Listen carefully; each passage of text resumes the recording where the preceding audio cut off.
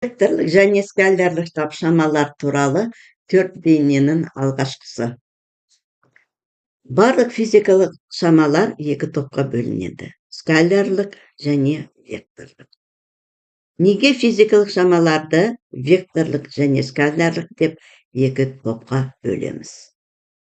Кейбір физикалық шамаларды тек санмен көрсетуге болады екен, ал басқалары үшін міндетті түрде бағытын да көрсету қажет екен.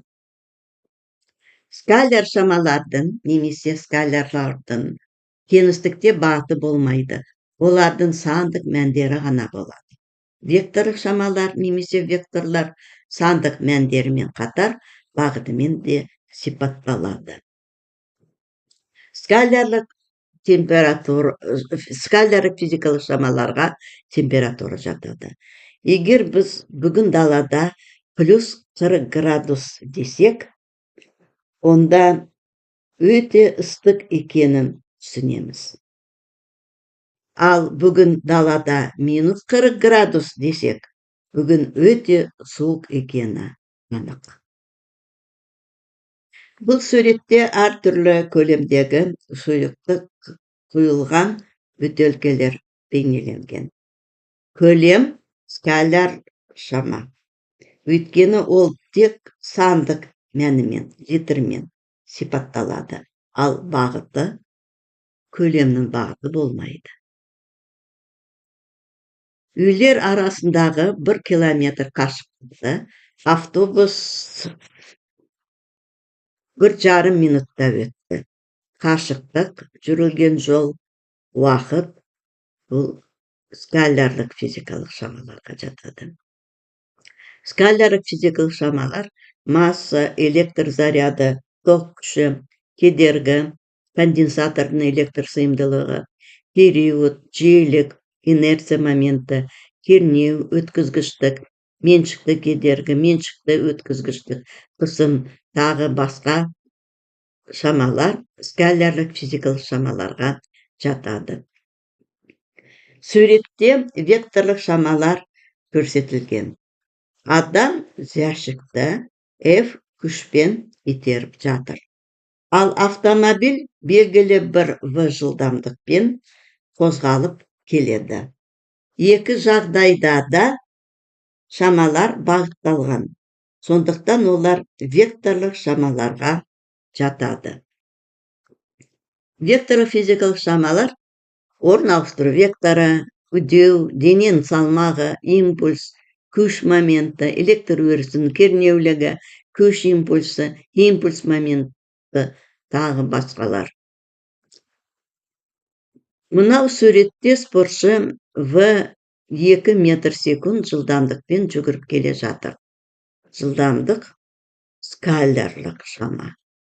Жоғарыда біз автомобиль белгілі бір жылдамдықпен қозғалып келе жатыр деп көрсеттік. Суретті жылдамдықты векторлық физикалық шама дедік. Мына жерде жылдамдықты скаляр деп атырмыз. Енді осыны түсіну үшін келесі мысалды қарастырамыз. Жылдамдық бұл вектор ма, әлде скаляр ма? Марат өз үйінен 60 км/сағат жылдамдықпен жолға шықты. Машинеде келе жатып, жылдамдықтың мәнін бізге спидометр көрсетеді. 1 сағаттан кейін біз Маратты таба аламыз ба? Егер біз Мараттың үйінің айналасында радиусы 60 км шеңбер сызсақ, онда Марат осы шеңбердің кез келген нүктесінде 1 сағаттан кейін бола алады. Қандай жағдайда біз 1 сағаттан кейін Маратты таба аламыз? Біз Маратты 1 сағаттан кейін таба аламыз, егер оның жылдамдығының сандық мәнін ғана емес, бағытын да білсек. Қандай бағытта Марат машинемен жүріп кетті? Жылдамдық векторлық физикалық шама. Векторлық шамалар өзінің сандық мәнімен, модулімен қоса кеңістіктегі бағытымен де сипатталады. Кез келген вектордың сандық мәні оның модулі деп аталады. Модуль скалярлық физикалық шама. Енді мына жерде спортшы 2 метр секунд жылдамдықпен жүгіріп келе жатыр дедік. 2 метр секунды жылдамдық, бұл жылдамдықтың модулі. Жылдамдықтың модулі, вектордың модулі, ол скалярлық шама. Өзіңізді тексеріңіз. Төмендегі шамаларды скалярлық және векторлық шамалар деп екі топқа бөліп жинаңыздар. Дәптерге жазыңыз: скалярлық шамалар, векторлық шамалар. Скалярлық шамалардың астына мына тізімнен скалярлық шамаларды жазыңыз. Векторлық шамалардың астына мына тізімнен векторлық шамаларды жазыңыз. Видеоны тоқтатып қойыңыз, тапсырманы орындаңыз. Енді мына жерде келесі слайдта сіз уже жауаптарыңызды тексеріп аласыз. Тағы бір тапсырма: Вен диаграммасында скаляр және векторлық шамалардың ұқсастығы мен айырмашылығын көрсетіңіз. Вен диаграммасы екі шеңбер. Мына жерде векторлық шамалар, скалярлық шамалар. Енді олардың айырмашылығы. И ортасында ұқсастығы. Жауабыңызды мына жерден тексересіз. Вен диаграммасы: скалярлық шамалар, олардың бағыты болмайды, векторлық шамалардың бағыты болады. Бұл айырмашылығы. Ұқсастығы: скалярлық шамалардың, векторлық шамаларында сандық мәні болады. Векторларды қалай белгілейді? Векторларды бағытталған кесінді түрінде кескіндейді. Оның бағытын стрелкамен көрсетеді. Вектор АБ. АБ вектор дейміз. Дәптерге жазып отырсақ, үстіне стрелочка қоямыз. А вектордың басы, Б вектордың ұшы. Енді тағы А вектор деп белгілеуге болады. Дәптерде жіңішке әріп. Кітаптарда, оқулықтарда векторды қалың әріппен белгілейді. А вектор деп. Мынау суреттерде С мен Д векторлер көрсетілген. Олар осы вектордың бағыты экранға перпендикуляр. Бағыттары экранға перпендикуляр. С вектордың бағыты бізге қарай, Д вектордың бағыты бізден ары қарай.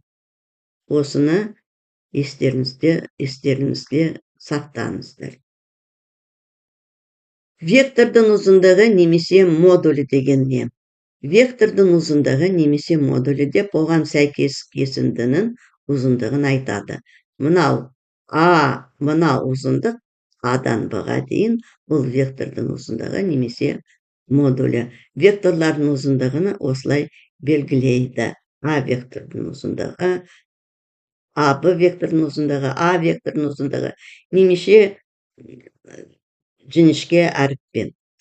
Басы мен ұшы беттесетін векторды нөлдік вектор деп атайды.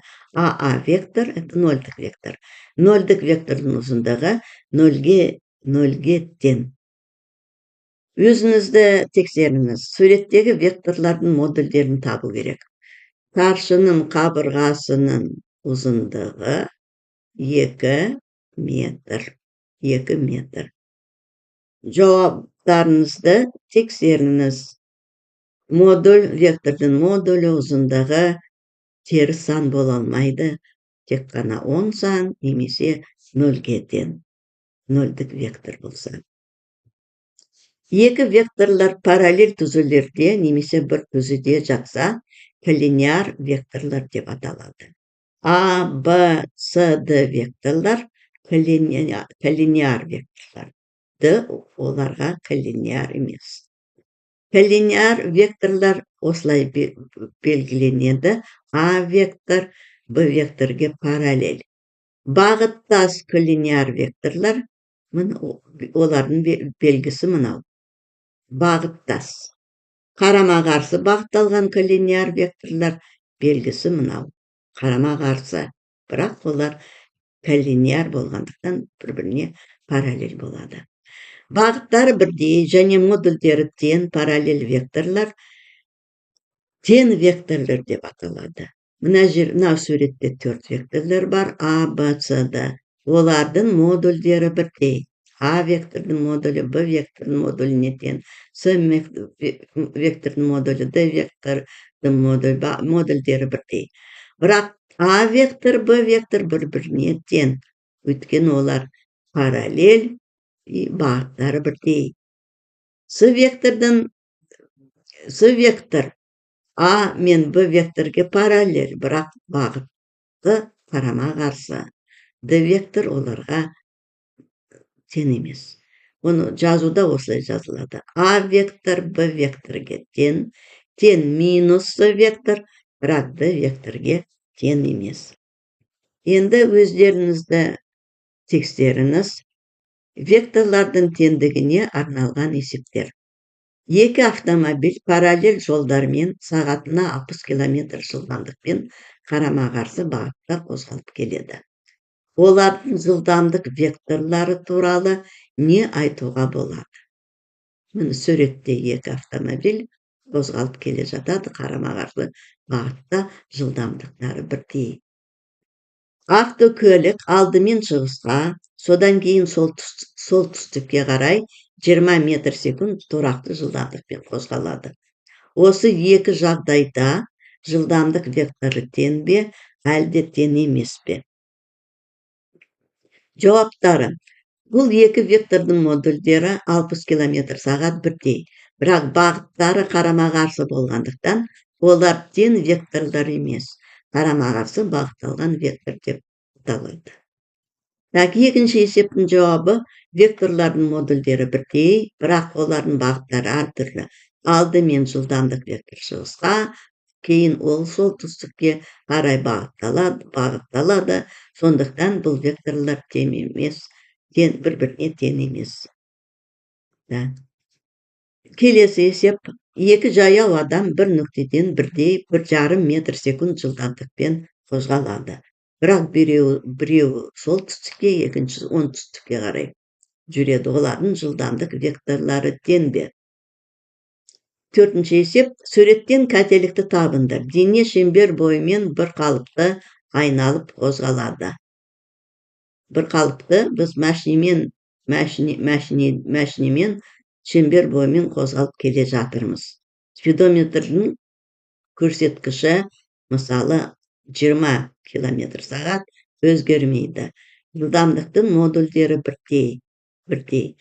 Жылдамдық векторы траекторияга жанама бойымен багытталады. Енді осы суретте кателиктерди табыңдар.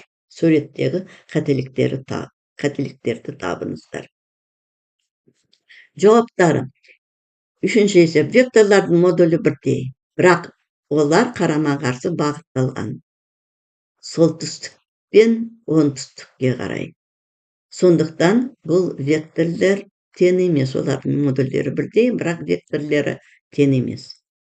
Төртүнчү есеп. Дене шембер бойымен бір калыпты козголады. Жылдамдыктын модулу туракты 20 км/сағат спидометрдин көрсөткүчү.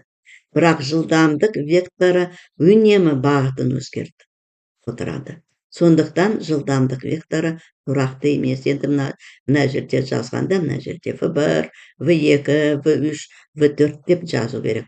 Бул векторлордун модулу бирдей, бирок багыттары бирдей эмес. Сондуктан олар бири-бирине тең эмес. Келесі есептер. Векторлорду графикалык түрдө салуу. Ар түрлүү нүктелерден башталатын екі тең векторду салыңыз. Багыттары карама-каршы, бирок узундуктары бирдей екі векторду салыңыз. Модулдері ар түрлүү, бирок коллинеар бір түзүүдүн боюнда жаткан 3 векторду салыңыз. Нөлдүк векторду бейнелеңиз және онун модулу нөлгө тең болатынын түшүндүрүңүз. Келесі тапсырмалар. Векторлордун теңдигин аныктауга арналган тапсырмалар. Дурус маалимдемелерди белгилеңиз. 4 маалимдеме бар. Солардың içinde дұрысы бар, дұрысы емесі бар. Сол дұрыстарын белгілеңіз. Екі вектор параллель түзулердің бойында жатса, олар тең векторлар болады. Екі вектордың бағыттары және ұзындықтары бірдей болса, олар тең векторлар деп аталады. Екі вектор әртүрлі нүктелерден басталса да, тең болуы мүмкін. Егер бағыттары қарама-қарсы болса да, векторлар бәрібір тең болады. Осымен біттік. Назарларыңызға рахмет.